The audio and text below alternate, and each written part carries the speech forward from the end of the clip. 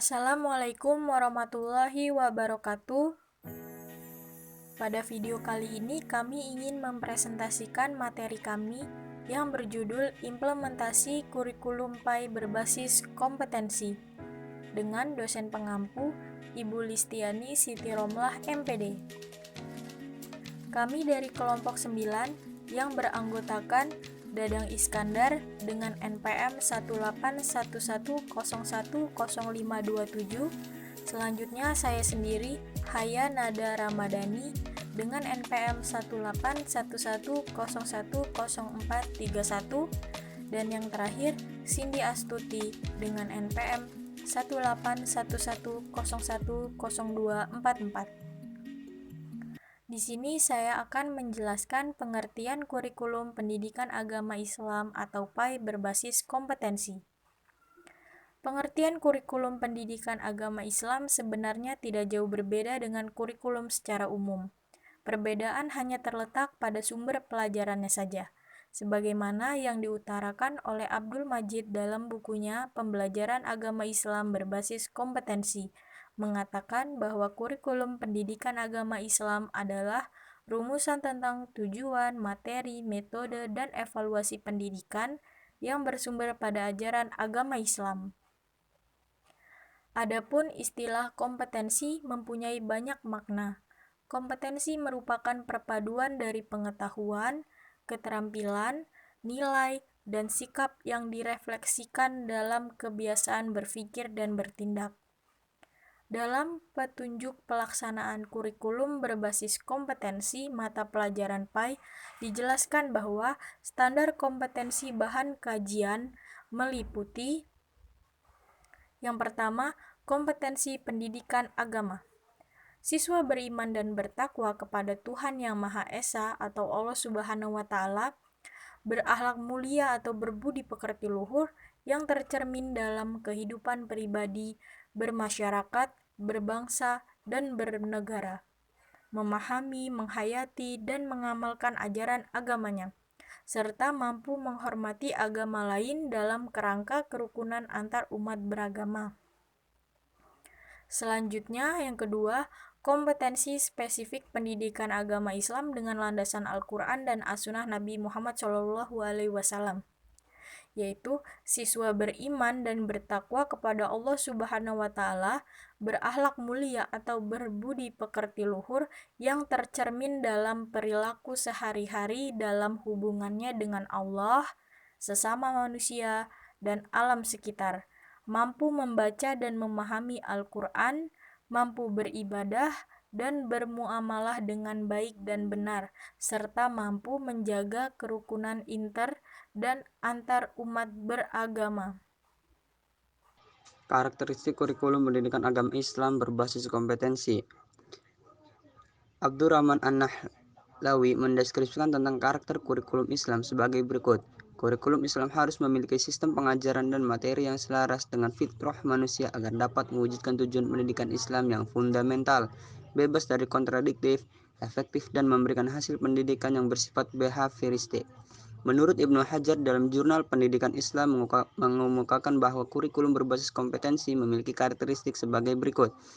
1. Menekankan pada ketercapaian kompetensi siswa baik secara individual maupun klasikal.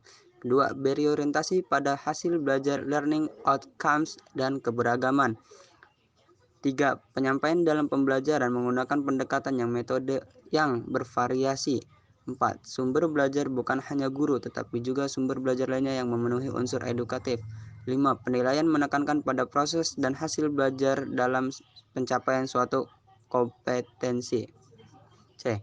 Pengembangan kurikulum pendidikan agama Islam berbasis kompetensi. Kurikulum berbasis kompetensi merupakan suatu desain kurikulum yang dikembangkan berdasarkan seperangkat kompetensi tertentu, sehingga pengembangan dalam kurikulum sangatlah kompleks dan melibatkan berbagai faktor yang saling terkait. Oleh karena itu, tidak hanya menuntut keterampilan teknis dari pihak pengembangan terhadap pengembangan berbagai komponen kurikulum, tetapi harus dipahami berbagai faktor yang mempengaruhinya.